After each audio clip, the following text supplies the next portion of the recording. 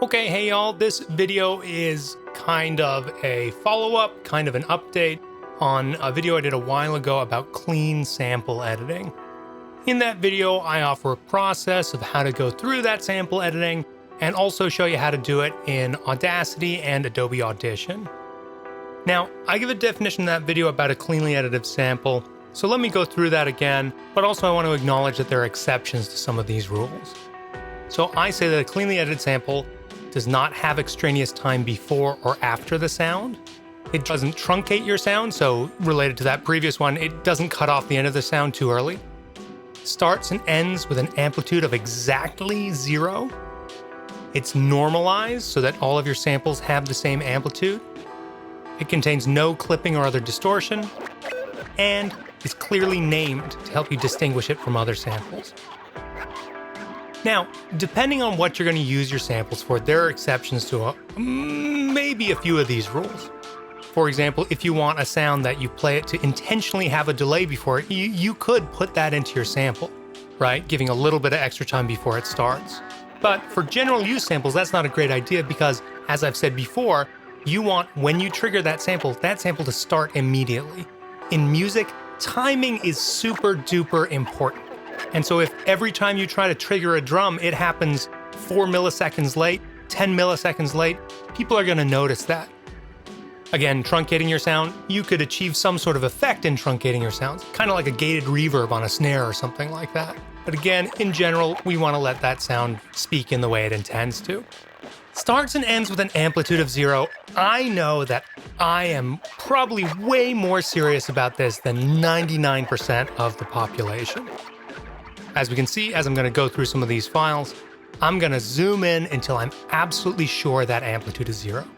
Now, it's easy to know that if you start or end far away from 0, you're going to get that popping sound. I was actually just reading an article somewhere that you could actually intentionally add that popping sound to your drums to make them a bit more present. Once again, there are aesthetic reasons to violate all these rules. But if you're so close to 0, is it really going to matter? And my answer is sometimes.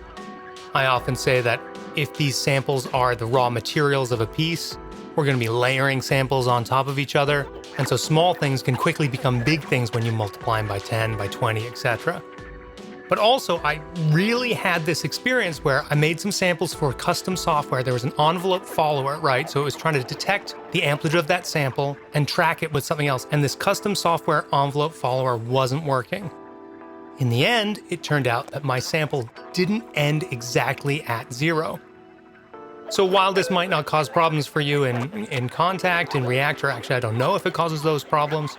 If you're making samples for video games, if you're making custom software, this attention to detail can be really, really important. I've mentioned a whole bunch of times before that clipping and distortion can be used aesthetically, but it should only be in there if we want it to. I always tell students, show me you can do it without the clipping and distortion, and then in your own aesthetic pursuits, you can do whatever the heck you want. I don't think many people are going to argue with me about naming files, but just name them properly. Sample 1 is a terrible file name. If you've never made samples before and you're making 5 samples, maybe that's okay, but you'll quickly find that as you accrue a library of samples, proper naming is going to help you a ton. So what I'm going to do with the rest of my time today, just real quick, is I'm going to jump through a whole bunch of samples that I got. Some of these were turned into me by students in the past, and they've given me permission to show them here. Some of them are from sample libraries, but I want to show you the process I use when I look at these samples and how I can evaluate them. So I'm going to be looking at things in Adobe Audition today. Once again, I'm looking at things in a waveform editor because this allows me to look at the detail of sound in a different way than I could in a DAW. I could do this in Audacity. I'm actually using Audacity to record my voiceover right here, but it's just as straightforward. All right, so let's just dig in, and I'm going to blast through a bunch of these. I'm looking at this file, and I'm immediately seeing there's probably a lot of empty space, both at the beginning and the end. Again, it's a very short sample, but we don't need all of this space at the end, and we don't need all of this at the beginning. We've basically doubled the size that this is going to take on the computer, doubled the size it's going to take in the memory. If we're loading this up into an old school hardware sampler, we've got a lot of wasted space here. Just to quickly check, I'm going to zoom in at the beginning and end. Okay, now I'm looking at the samples. Let's go all the way to the beginning real quick. So, think.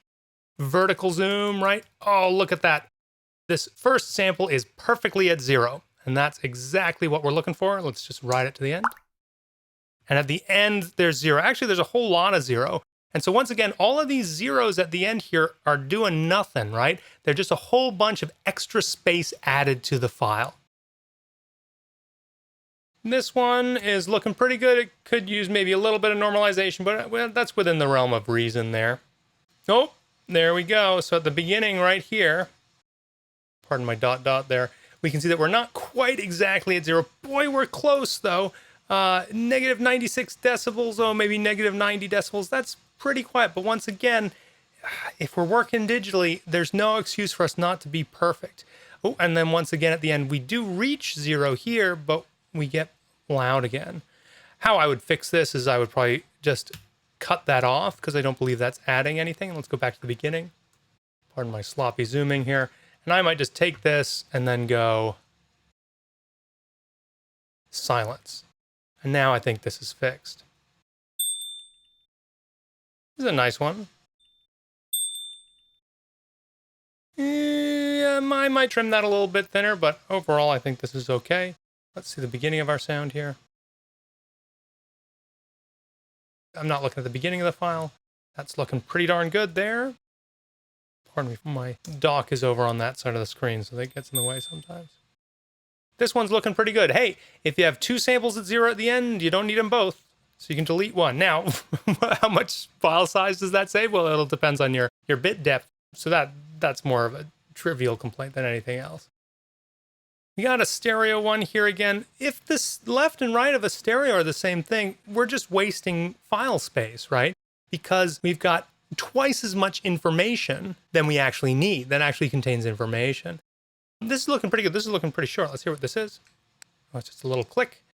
A button press, as it says. Let's just have a look here. We can already sort of see that sample level. It's looking good. Let's zoom in this way. Once again, in Audition, the line doesn't matter. It's where the dot is. So that's looking good there.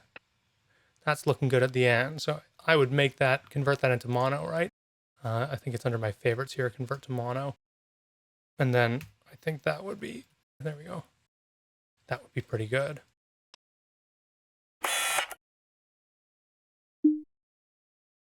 These could all use to be normalized a little bit. Once again, if you've sampled in a way where you've taken a lot of samples from one instrument and they're designed to be used together, it's probably better not to normalize.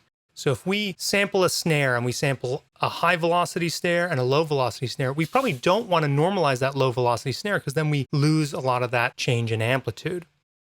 But these one-off samples, I think there's a strong argument to normalize them while you're still working on them in a high bit depth. And that'll give people more opportunity to play with them after they load it into the sampler, etc. That's nice. I would probably normalize that a bit. We could check the beginnings and ends. So even here, I would probably trim this beginning so it starts right on the sound. Now that's interesting. You could make an argument that this little noise is part of the breath there. I could get on board with that. Again, sorry, my dock is right there. Once again, if you have more than one sample at the beginning, they're not doing anything.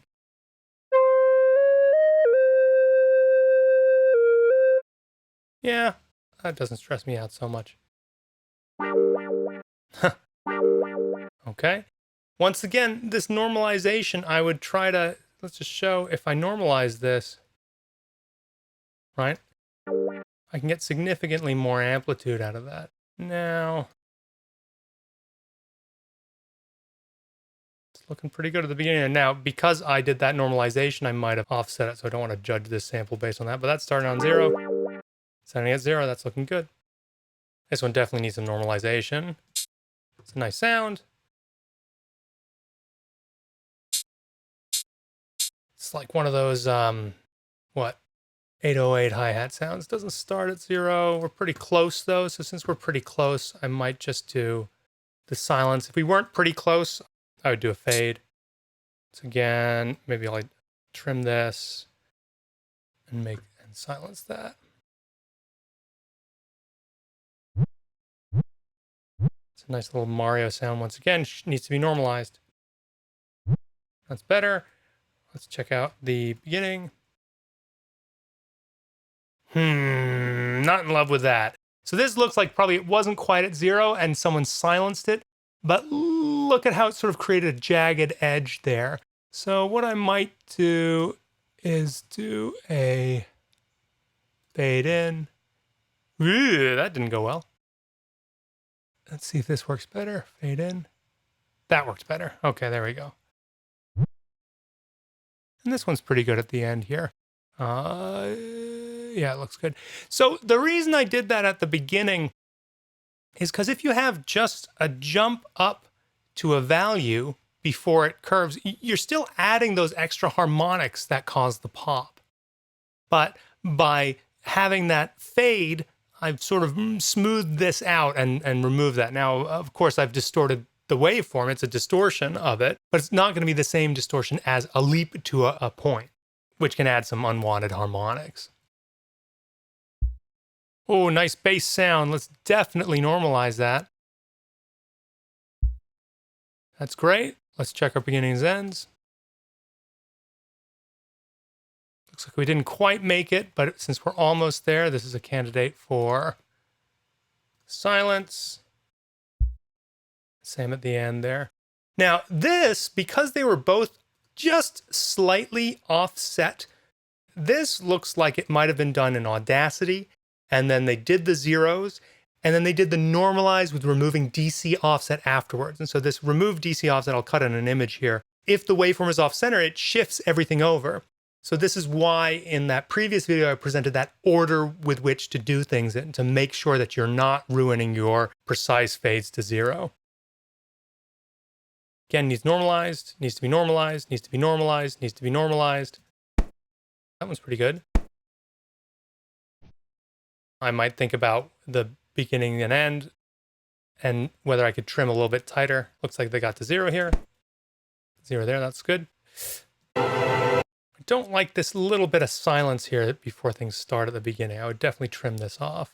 You know, when I zoom in, it's way more evident, right? But again, this is just dead time. It's only 1/100th of a second of dead time, but still, when we're thinking musically, every fraction of a second, every moment of micro sound counts. And again, that needs some trimming at the end there too. Same here, needs some trimming at the beginning and end. Probably needs some trimming at the beginning here. Once again, trimming those beginnings and ends so that your samples are more musical. Trimmed more once again. And again. And again, I promise I didn't plan this. Again. This is a bit of a tricky one. Where's the actual sound? Because there's sound here, right? It's quiet, but is this the sound you want? And then there's an echo there. I could see an argument that this is trimmed the way that they want it to. But I could also see an argument for, right, that. Or even if you didn't want that echo in there, then you could get just that sound. See a little bit of daylight in the beginning of that one. Could possibly be trimmed. Again, this is a percussive guitar attack. And so getting that trimmed could be important. Normalize. Whoa. Ah, okay. Well, we've got some clipping in here that's built into the sound. That honestly doesn't stress me out.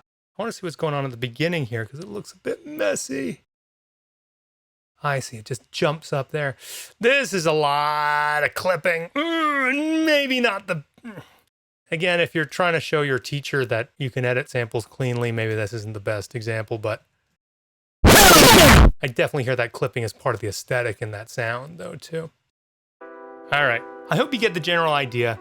As I've mentioned before, attention to detail goes a long way. There are tons of different purposes for editing and collecting your own sample library. But when I have samples saved on my computer, I want to be able to go to those samples at any time and know that they're going to be perfect, and that I can use them in a variety of different situations. and that when I pull these samples out, I don't have to worry about them having clipping, not being compatible with custom software, or not being edited in timing in a musical way. Hope that's helpful. Again, acknowledging that my rules for editing samples are pretty strict, but hey, if you can follow my rules, then you probably have the chops for any situation.